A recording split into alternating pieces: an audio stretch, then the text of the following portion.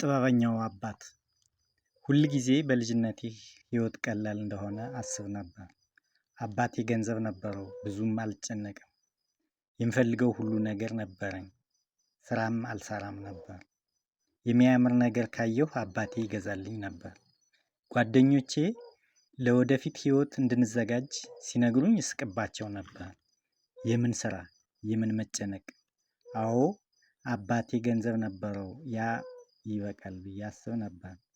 እያንዳንዱ ጠዋት ዘግይቼ እነሳለሁ። በአልጋ ላይ ያለሁ ቁርስ ይቀርብልኛል፣ እበላለሁ። ለሰዓታት ቴሌቪዥን እመለከታለሁ። አንዳንድ ጊዜ ከጓደኞቼ ጋር ወጥቼ በምርጥ ሬስቶራንት ምግብ አዘን እንበላለን። ውድ ልብሶችንም ገዝቼ እለብሳለሁ። ህይወት ቀላልና አስደሳች ነበር። አዎ ሁል ጊዜ እንደዚህ እንደሚሆን አስብ ነበር። ስለዚህ ገንዘብ እና ስራ በጭራሽ አላሰብኩም። አዲስ ጫማ ስፈልግ እገዛለሁ። ለመጓዝ ስፈልግም እጓዛለሁ። አዲስ ስልክ ስፈልግም ምርጡን እገዛለሁ። አባቴ ሁል ጊዜ ሁሉን ነገር ይከፍልልኝ ነበር። አዎ ምን ያህል በጣም እንደተቸገረም ለአባቴ አላሰብኩም። ስለ ንግዱም አልጠየቅኩም። አዎ የኔን ህይወት ብቻ እደሰት ነበር። ስለ ዛሬ ብቻ አስባለሁ። ስለ ነገ በጭራሽ አላሰብኩም። አዎ ህይወት አንድ ቀን አባቴ ጠራኝ። ከባድ ፊት ነበረው። ተቀመጥ አለኝ። ልጄ ዛሬ መነጋገር አለብን አለኝ። ፈገግ ብዬ አዎ አባቴ አልኩት። ነገር ግን ፊቱ አልተለወጠም። ደስተኛም አልነበረም። እንደለመድኩት ቀልድ አልተናገረም። ትንሽ ተጨንቄ ነበር። ነገር ግን ለምን እንደሆነ አላወኩም። አዎ አባቴ ሁል ጊዜ ቸር ነበር ለኔ። ሁል ጊዜ ፍቅር አይከለክለኝም ነበር። ነገር ግን ያንን ቀን የሆነ ነገር የተለየ ነገር አየሁ። አጥልቶ አየኝ። አንተ ከወጣትነት ወጥተሃል አለኝ። ስለ ወደፊት ማሰብ አለብህ ልጄ አለኝ። ሳቅ ብዬ አባቴ የምፈልገውን ነገር ሁሉ አለኝ አልኩት። ጫንቃውን አወለወለ። አይደለም ልጄ፣ አንተ ያለህበት ሁሉ ምክንያት እኔ በጣም ጠንክሬ ስለምሰራ መስራት በመቻሌ ነው አለኝ። ነገር ግን ህይወት ሁልጊዜም ቀላል አይደለም ብሎ ነገረኝ።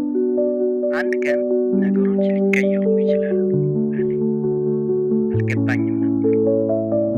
ያን ጊዜ ምንም ምክንያት ሳይኖር እንደተጨነቀ አሰብኩ። ፈገግ ብዬ አትጨነቅ አባቴ አልኩት። ምንም ነገር አይቀየርም አልኩት። እሱ ግን አልተፈታም። ለረጅም ጊዜ አየኝና እናያለን አለኝ። ምን ማለቱ እንደሆነ አላወኩም። መጥፎ ስሜት ስላለው ብቻ እንደሆነ አሰብኩ። ተነስቼ ከክፍሉ ወጣሁ። ቃላቱን ግን አላሰብኩትም። ከጓደኞቼ ጋር ሳቅሁ። ገንዘብ ህይወቴ እንደሚቀይርም አላወኩም ነበር። በሚቀጥለው ጠዋት እንደ ሁል ጊዜው ዘግይቼ ተነሳሁ። ስልኬ ከጓደኞቼ ብዛት ብዙ መልእክቶችን ነበሩት። ወደ ውጭ ሊወጡ ይፈልጉ ነበር።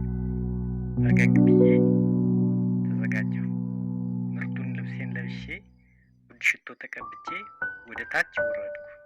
ነገር ግን ወደ ክፍሉ ስደርስ አባቴን አየሁ። እሱ እኔን ፈልጎኝ እየጠበቀ ነበር። ፊቱ ከባድ ነበር። ተቀመጥ አለኝ። ተቀመጥኩ። አባቴ ልጄ አለኝ።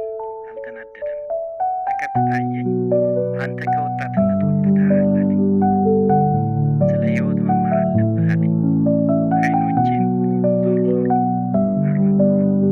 አባቴ ስለ ህይወቴ አውቃለሁ አልኩት። ጫንቃውን አወለወለ። አይደለም አታውቅም አለኝ። ከዚያም ከእኔ ጋር ና አለኝ። ከእሱ ጋር ወደ ውጭ ወጣሁ። ወደ መኪናው ሄድኩ። ወዴት እንደመሄድ አላውቅም። አንድም ቃል አልተናገረም። በጥርጣሬ ሆኜ አጠገቡ ተቀመጥኩ። መኪናውን መንዳት ጀመረ። ያ ጠዋት ከተማው የተለየ ነበር። ሰዎች በፍጥነት እየሄዱ አየሁ። ሰራተኞችም ጎዳናቸውን እያጠሩ እያጸዱ አየሁ። ወጣቶች በጎዳና ዳር ምግብ እየሸጡ አየሁ። ከዚህ በፊት እንደነዚህ አይነት ነገሮችን በጭራሽ አላየሁም ነበር። ያንን ቀን ግን አስተውዬ አየሁ። ከተወሰነ ጊዜ በኋላ አባቴ መኪናውን አቆመ። በከተማው ያልጎበኘሁት አካባቢ ነበር። ህንፃዎቹና ጎዳናዎቹ የድሮ ነበሩ። ንጹህ አልነበሩም። ሰዎች የደከሙ ይመስሉ ነበር። አባቴ ፍራፍሬ የሚሸጥ ሰው ጠቆመኝ።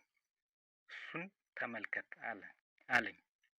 በሌሊት ይነሳሉ፣ ሙሉ ቀን ይሰራሉ፣ አያርፉም፣ አያማርሩ። ቤተሰብን ለማብላት ሌት ተቀን ይሰራሉ። ምንም አልተናገርኩም። ከዚያም አባቴ ትንሽ ሱቅ አሳየኝ። ከሱቁ ውስጥ አሮጊቷ ሴት ልብስ እየሰፋች ነበር። እሷ ለ40 ዓመታት ትሰራለች አለ። ብዙ ገንዘብ የላትም፣ ነገር ግን በየቀኑ ትሰራለች አለኝ። ሴትዮዋን አየኋት። የድካም ስሜት ነበራት፣ ነገር ግን ስራዋን አላቆመችም፣ ቀጠለች። ከዚህ በፊት እንደነዚህ ያሉ ሰዎች በጭራሽ አላየሁም ነበር። ስለነሱም በጭራሽ አስቤም አላውቅም ነበር።